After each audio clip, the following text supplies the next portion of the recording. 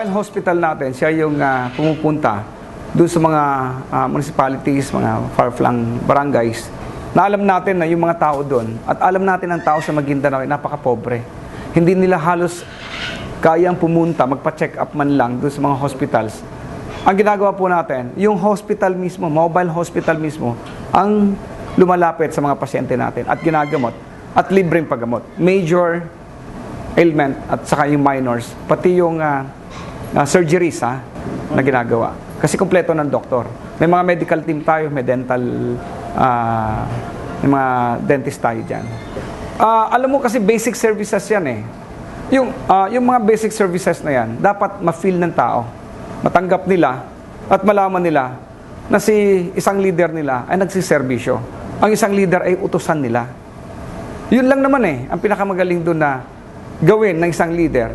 Ipaabot mo, ilapit mo sa tao dahil unang-una, sila ang bumoto sa'yo.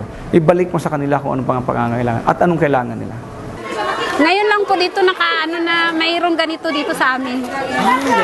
Mayroon man din pero ngayon po may na ganito. Sana magbalik pa ito.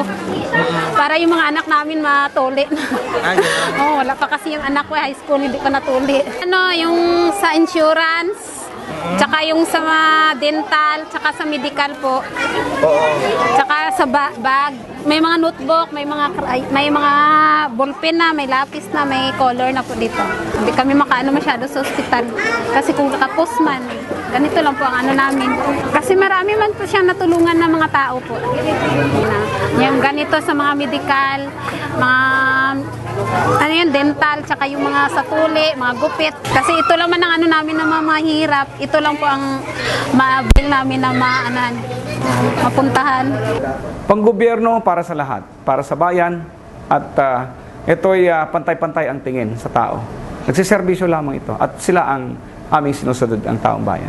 Hindi ako nagpapatawag ng dato. Bakit ako magpatawag ng dato? Baka mamaya magtaas. Lagi ako nakataas doon sa mga tao. Kailangan ka-level ko yung tao. O kung pwede pa, babaan ko yung aking sarili para sa tao. Kaya tinanggal ko yung dato before doon sa Ismael.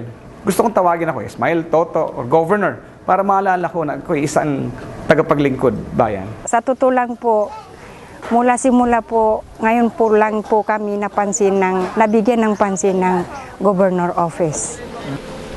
Malayo man po kami sa kabihasnan, nagpapasalamat na po kami sa binigay po niyang street light dahil sa pamamagitan po ng kanyang ilaw ay nailawan po ang Bongo Island. So far, sa ganito na mayroon na ngayon nangyayari, dapat sana, yun na nga ang sabi ko, sana madalas-dalas na at least ang mga tao malaman din ang mga ng ating probensya. Dati hindi naman namin ito nasubukan, ngayon lang po. May mga ibinibigay pero not really na makakaabot sa mga tao. Damang-dama po ng mga tao, lalo na yung pagbigay ng gamot, libreng toli, lahat po. Pagbibigay ng mga bag sa mga estudyante. So sa masayang-masaya po ang mga tao dito ngayon. Wala po silang sawang magtulong na ganito palagi. Yung para sa tao, bigay po.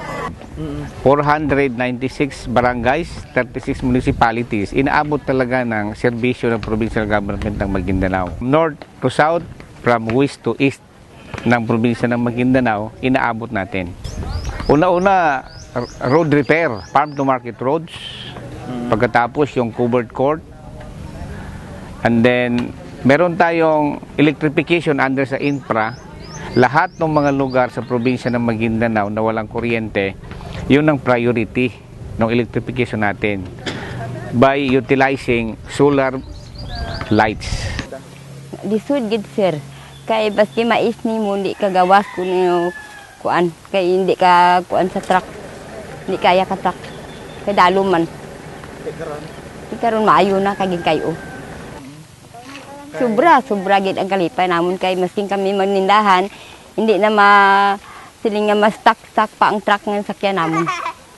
Ang isang tuwid na daan, yung basic services, yung transparency ng governance natin, kailangan makita lahat eh.